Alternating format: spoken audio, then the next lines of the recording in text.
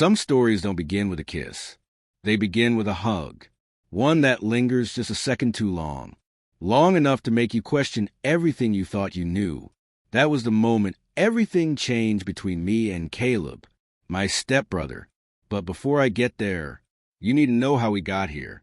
I was 22 when my mom remarried. It wasn't dramatic. No movie scene with clinking glasses and disapproving relatives. Just a simple backyard ceremony, fairy lights strung between trees. My mom in a pale blue dress, smiling like she hadn't in years. She married a man named Charles. A good guy, quiet, kind, a little awkward. And with him came Caleb.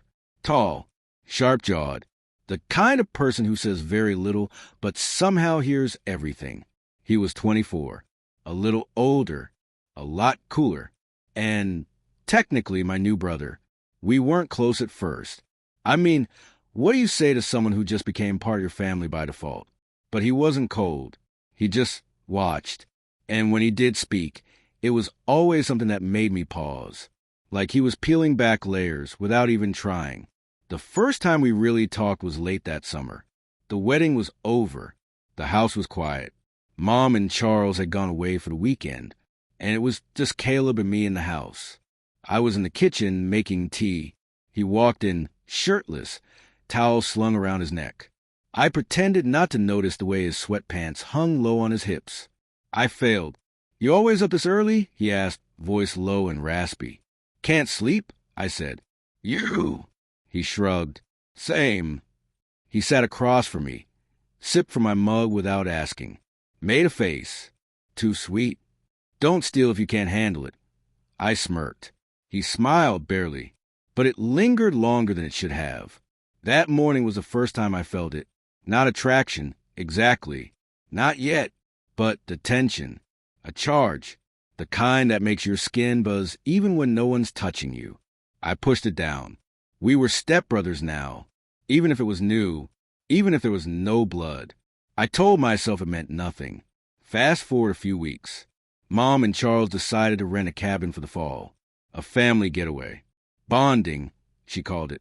So there we were, two parents still in the honeymoon phase, and two grown sons pretending to be excited about board games and canoeing. Caleb and I ended up in a loft. One big room, two twin beds. No doors, no privacy. It was awkward at first, but somewhere between shared playlists, late-night snacks, and stealing each other's pillows, we got comfortable. On the third night, the power went out. Storm rolled in. Lights gone. Wi-Fi down. Fire crackling in the main room. Mom and Charles went to bed early. Too much wine. Caleb and I stayed by the fire. He was stretched out on the couch, hoodie pulled over his head. I was curled up on the floor with a blanket, watching the flames dance. Ever think about how weird this is? I asked, "What?" "You. Me. This whole step-sibling thing. It feels random." He laughed softly. "Yeah, but I don't mind it." "Why?" He looked at me then, and not like a brother. "I don't know. You're easy to be around." My throat went dry. I didn't reply. The silence stretched long, but not empty. And then he moved, not far, just slid down from the couch and sat beside me, real close. Our knees touched. He didn't move away. Neither did I. The firelight flickered across his face. Soft, honest, a little vulnerable. "You okay?" he asked. "Yeah." "You seem quiet lately." "I've been thinking a lot," I admitted. "About?" I hesitated. Things I probably shouldn't say out loud. He didn't press. But then he opened his arms. A simple gesture. Not romantic. Just an invitation. "Come here," he whispered. And I did. At first, it was just a hug. His arms wrapped around me like it was the most natural thing in the world. Warm. Steady. Safe.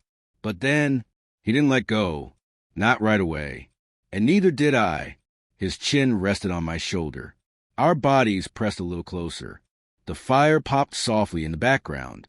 I felt his breath at my neck. He held me like I was something he didn't know he needed until that second. And I held him back like I was scared to let go. I don't know how long we stayed like that, but when he finally pulled back, he didn't look away. His eyes searched mine. There was something between us, raw, unspoken, and in that moment, everything changed. I went to bed that night shaking, not from fear, but from want, from confusion, from the way his arms had made me feel like I belonged somewhere for the first time in years. Was it wrong? I didn't know. I still don't. But what I do know is that hug wasn't innocent, not entirely, and we both knew it, and neither of us stopped it. If you've ever felt something you couldn't explain, or cross a line you didn't expect to, keep listening, because this story doesn't stop at a hug. It only begins there. Some mornings feel like a hangover, even when you didn't drink. You wake up not with a headache, but with a weight, a memory that's too warm, too close to your skin, and all you can do is lie there, wondering if it meant something, or if you dreamed it. That's exactly how I felt the morning after Caleb hugged me. The loft was quiet, too quiet. Golden light filtered through the slanted window above us. Dust particles dancing in the sun, like secrets no one wanted to speak out loud. Caleb's bed was only a few feet away. I could hear him shifting under his blanket, but I didn't turn over. I stayed facing the wall, breathing slow, trying to replay the night before in my head. The fire, his arm around me, the way neither of us pulled away, the way he looked at me afterward, the way I didn't sleep for hours, staring at the ceiling and replaying it all again and again. Eventually, I sat up, slipped on a hoodie, made my way downstairs. The kitchen was quiet, except for the sound of the coffee machine sputtering to life.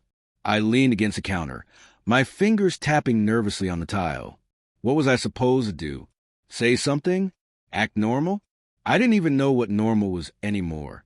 Then I heard him, soft footsteps on the stairs. And then Caleb appeared.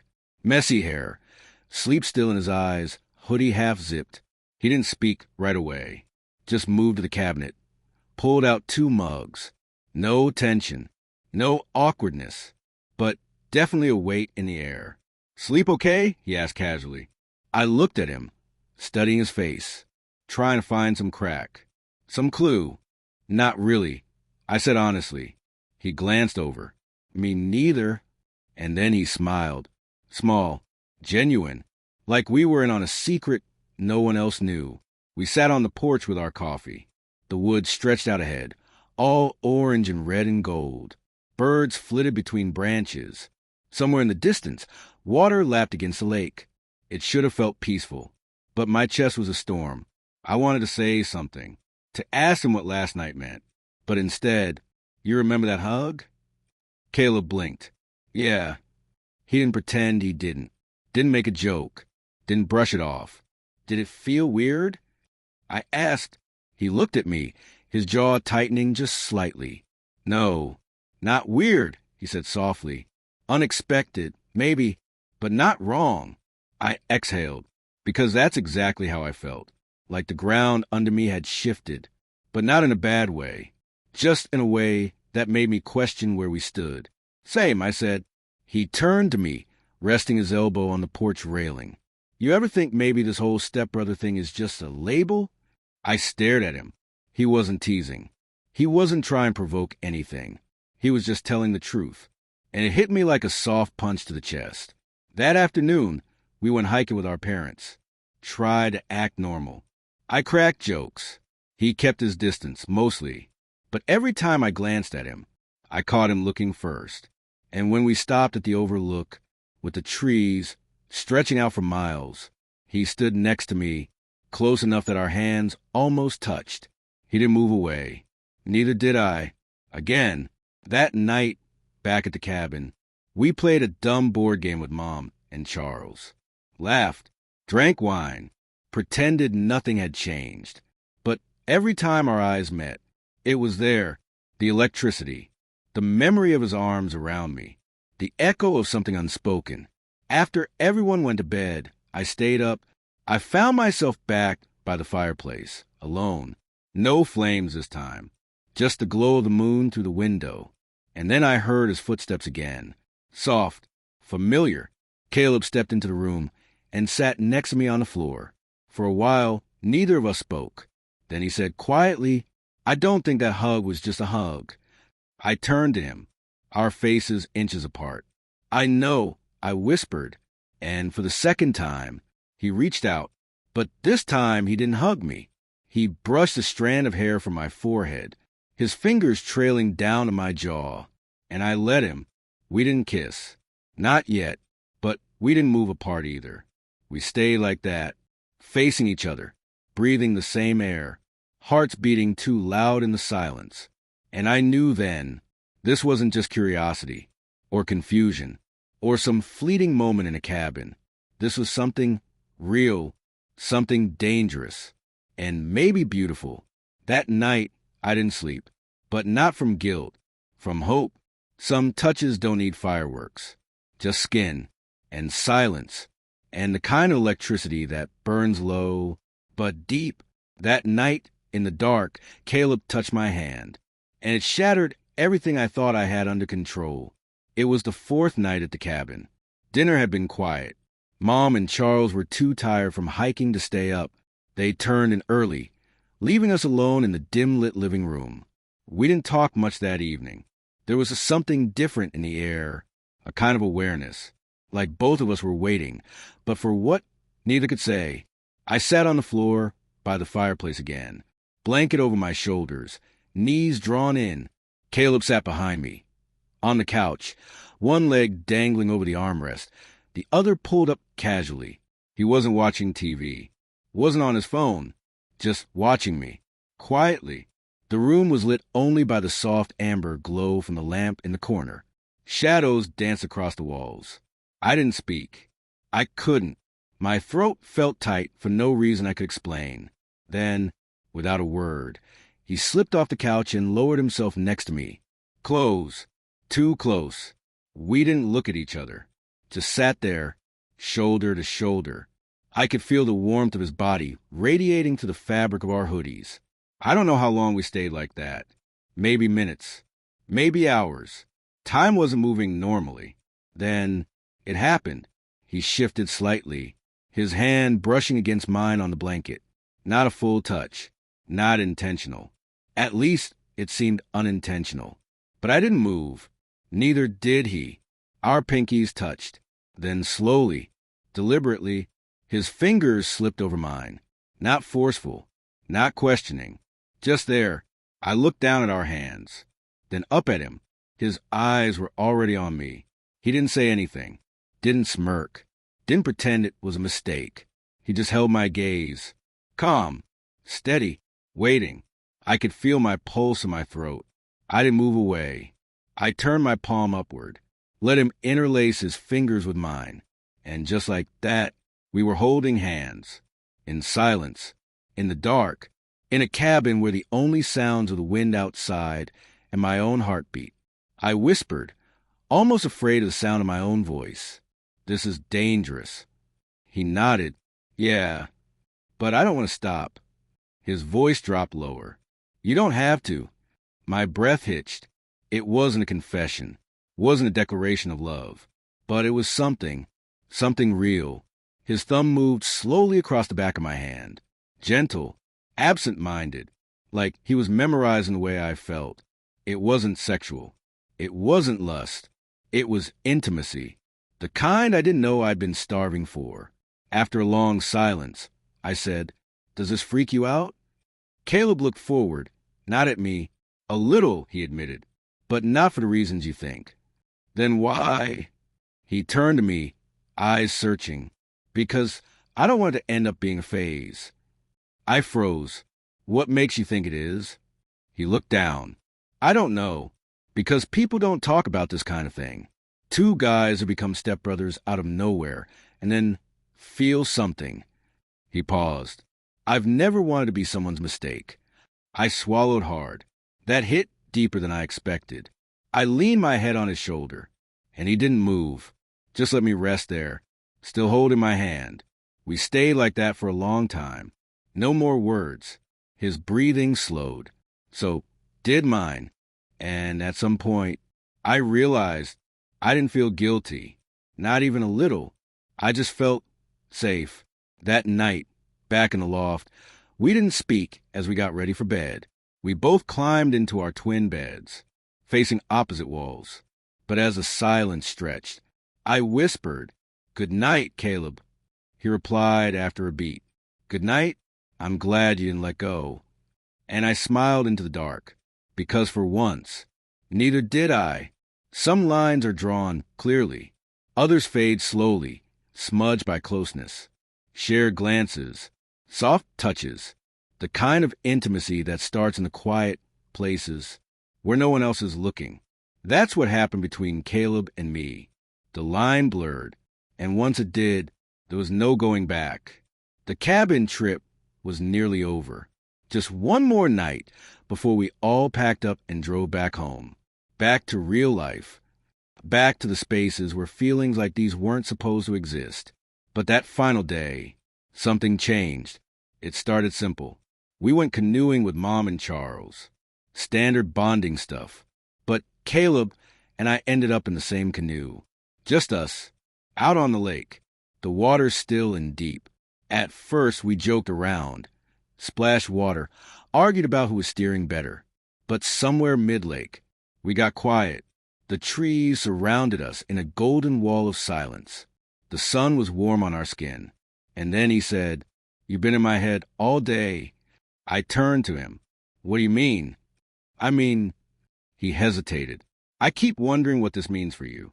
For us." I couldn't answer right away, because I was wondering the same thing.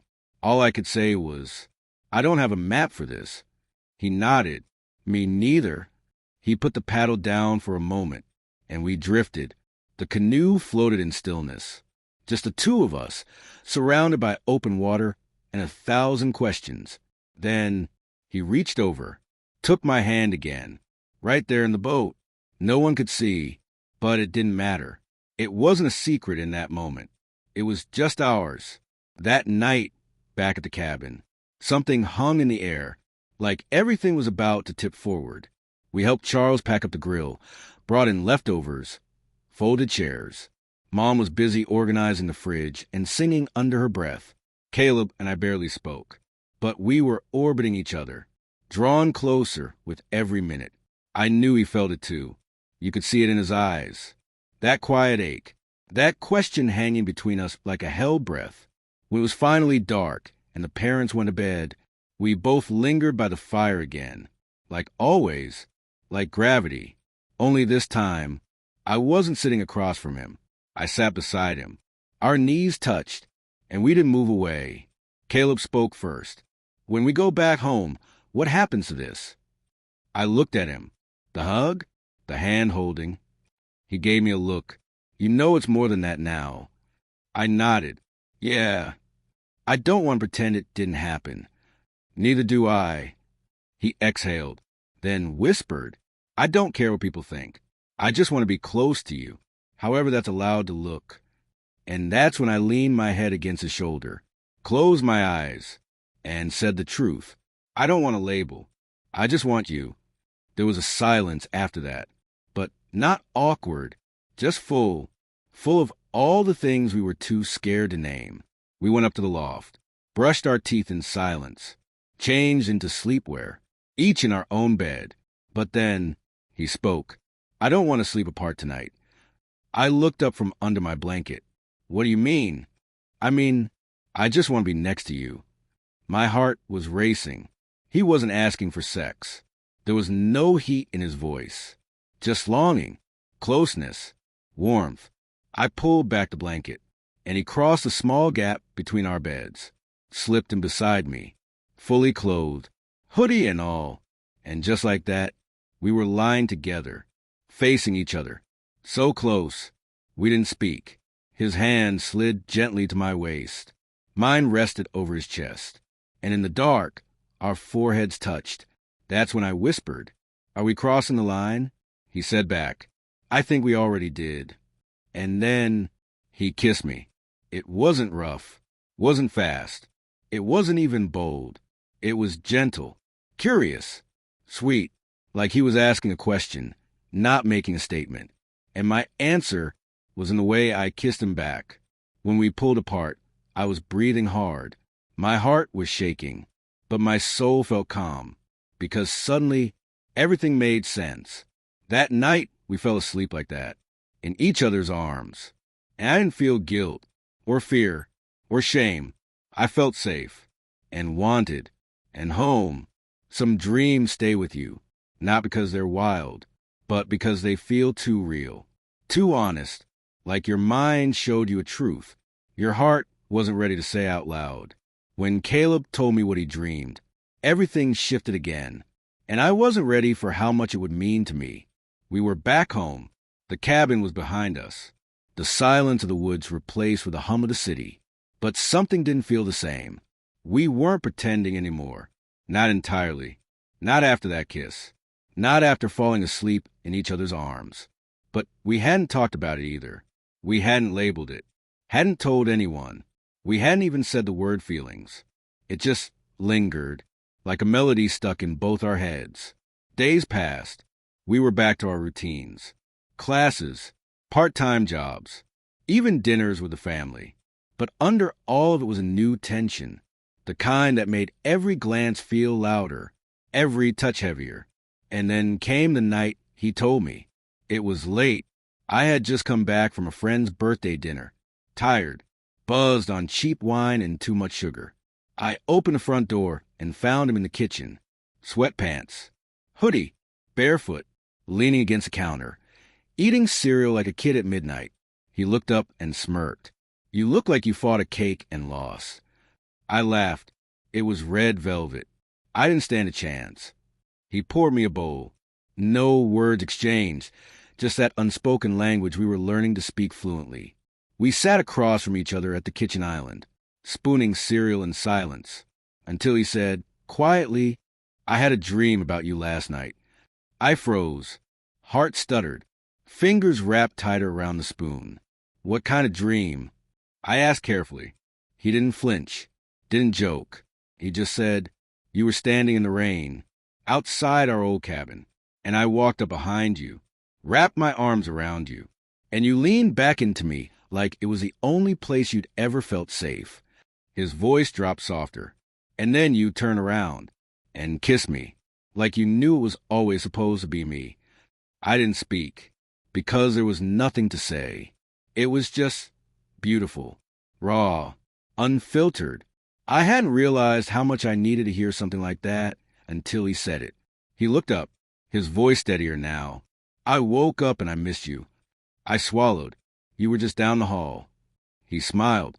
"Didn't matter." And then he reached out across the counter. His hand landed over mine, thumb brushing the top of my wrist. "I don't know what this is," he said, "but I know how I feel." I met his eyes, warm, searching, open, and I said, "I feel it too." That was the first time we said it. Not love, not anything too big, but something honest. That what was happening wasn't fake, wasn't confusion, wasn't just a passing heat between two lonely boys forced to live under one roof. It was real, scary real. Later that night, I couldn't sleep. I stared at the ceiling, replay after replay of his words. He dreamed about me, and in the dream, I kissed him. It hit me harder than anything else so far, because that's when I knew he wasn't just curious. He wasn't just crossing a line for fun. He cared, maybe more than I'd let myself believe. Around 2 a.m., I got up, my feet padded down the hallway. I didn't knock, just opened the door to his room. He was half awake, lifted his head. "Eyes sleepy. You okay?" I nodded, walked over to his bed, pulled back the blanket, slid in beside him. He didn't ask questions. He just pulled me close, wrapped his arms around me from behind, chin resting gently on my neck, and whispered. It felt like this, in the dream. I closed my eyes and let myself believe that maybe dreams aren't always fantasy. Sometimes they're just a truth waiting to be spoken. Some words weigh more than others, like they're made of glass. Fragile, dangerous, beautiful. "I love you" is one of them. It's the kind of phrase you don't toss around carelessly, especially when the person you're thinking of saying it to is your stepbrother. It was a Sunday morning. The sky was gray. Quiet rain tapped against the kitchen window. I was pouring coffee when Caleb walked in, still wearing his sleep shirt and loose plaid pajama pants. His hair was messy. He looked like something out of a soft film, barely awake, but painfully handsome. He didn't say anything, just walked over, wrapped his arms around my waist from behind, and rested his head on my shoulder. No hesitation, no performance, just affection. It should have felt wrong, but it didn't. It felt like us. We stood like that for a long moment. No words, just breathing in sync, the coffee machine humming quietly behind us. Then I said, "You're getting comfortable." He smiled against my shoulder. "Maybe. Not scared anymore?" He paused. Then, "I'm still scared. I just don't care as much." That hit me, because it was true for me, too. Later that afternoon, we took a walk. It had stopped raining, but the sky stayed silver. We passed the neighborhood park, still damp from the storm. Puddles reflected the trees upside down. We ended up sitting on the swings. Just two grown men, side by side, swaying slightly. No one around. No kids. Just quiet. He looked over at me and said, "Do you ever feel like we're on borrowed time?" I blinked. "What do you mean?" "Like this, us, that we're only allowed to be this close until something catches up to us. Reality. Expectations. Parents." I nodded. "Yeah, sometimes." Then he leaned toward me, shoulder to shoulder, said softly, "I hate that I think about that more than I think about how good this feels." The silence that followed was thick. Then, carefully, he reached out, touched my hand. Fingers threaded between mine, warming them. And then, in a voice I almost didn't hear, he whispered, "I keep wanting to tell you something." My heart paused. Everything stilled. "What?" He looked away for a second, then met my eyes again, and he opened his mouth, but stopped. His lips parted, his breath caught, and he said instead, "Never mind. It's too soon." I didn't push, didn't beg for the words, but I knew what he almost said. I felt in the way he looked at me, in the way his thumb stroked the back of my hand.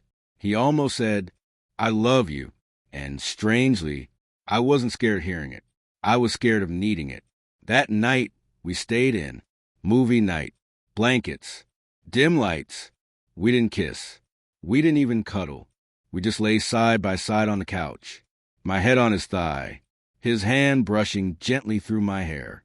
Slow. Soft. Safe. Every so often, I looked up at him. His face lit only by the TV glow. And I kept thinking, "Say it. I want you to say it." But I didn't rush him. Then, right before I drifted off, he whispered, "You don't have to say anything back, but just know, whatever this is becoming, I've never wanted anything more than I want this to keep going." That was enough. That was more than enough. The higher you climb, the harder the fall. And when love is a secret, every moment feels like a cliff edge. We thought we were being careful. We thought we were subtle. But secrets don't stay safe forever. And all it takes is one moment to shatter everything. It was a quiet Thursday night. Rain again. Our new kind of weather. I'd been in my room editing a project. Caleb knocked once and walked in without waiting. He closed the door behind him, locked it, wordlessly crossed the room, and pulled me into his arms. His hoodie was damp from the weather. His skin was cold, but his hug was warm. The kind of warmth I'd come to crave like oxygen. I didn't ask what was wrong. I just held him tighter, his face buried in my neck, his breath uneven. Then he whispered, "I had a rough day." That was all I needed to hear. We lay down together on my bed. No words, just the kind of closeness that makes your chest ache in the best way. I played with the edge of his sleeve. He curled toward me, fingers hooked lightly in the fabric of my shirt. We didn't kiss, didn't touch more than that. It wasn't about that. It was about being together, safe, real. Then came the voice. Mom, calling from downstairs. "Caleb? Honey, your dad needs help moving the shelves." We both froze. Panic cracked the air like lightning. He jolted. Sat up too fast. Nearly tripped getting off the bed. I grabbed his arm, whispered, "Wait, your hoodie's inside out." He yanked it off and pulled it back on correctly, breathless. Then, the sound we dreaded most. Knock. Then the doorknob jiggled. "Hey, you boys in there?" It was Mom. Caleb's eyes locked on mine, wide.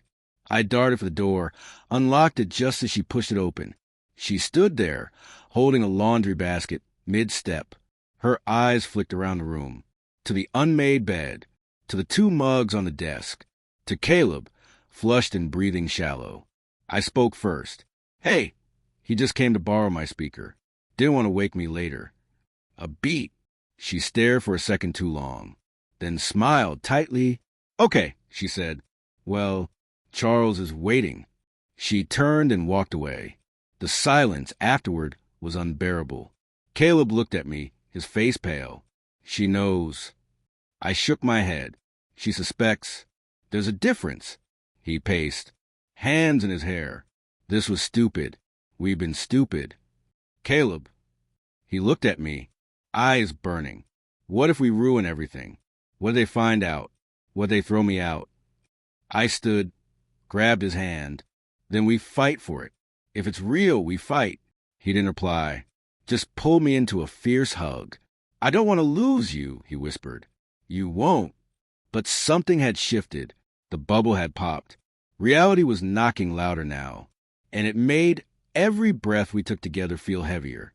Later that night, we sat in his car, parked 2 blocks away, engine off, just the silence between us. I reached over, laced my fingers with his. "We can't hide forever." He looked at me. "But can we keep this just a little longer? Just us?" I nodded, and he kissed my knuckles. Soft, slow, like an apology or a promise. Some truths don't explode. They unfold, slowly, like a sunrise behind fog. I thought telling her would feel like falling, like ripping open everything we'd tried to protect. But in the end, it felt more like breathing. It happened on a Sunday afternoon. The house was still. Caleb had gone for a drive, his hands shaking too much to sit still. Charles was in the garage tinkering with something loud, and Mom was in the kitchen, chopping vegetables, humming quietly. I stood in the doorway, watching her, my palms sweating. She looked up, smiling. "Hungry?" I was just about to. "I need to talk to you." Her hands paused mid-chop, eyes lifting slowly to mine. She knew. God, she knew. We sat at the table. I didn't circle around it, didn't stall. "I think you know something's going on between me and Caleb." Silence. Her eyes searched mine. Then she said, "I had a feeling, since the cabin, the late nights, the way you look at each other." I swallowed. It's not a game. It's not confusion. It's real. I didn't expect it. I didn't go looking for it. But it's there. My voice cracked. "I care about him." Her eyes welled slightly, but she didn't look angry, just quiet, processing. Then she whispered, "I guess I'm not surprised, but I am scared for you both." "Because it's wrong?" She shook her head quickly. "No, not wrong. Just complicated. You know how people are. Family, neighbors. Charles, they'll say things. They won't understand. I don't care what they say." She nodded. "I believe you. And I know your heart. And I know Caleb's. He's been good for you." I stared. "You're not mad?" Her eyes softened.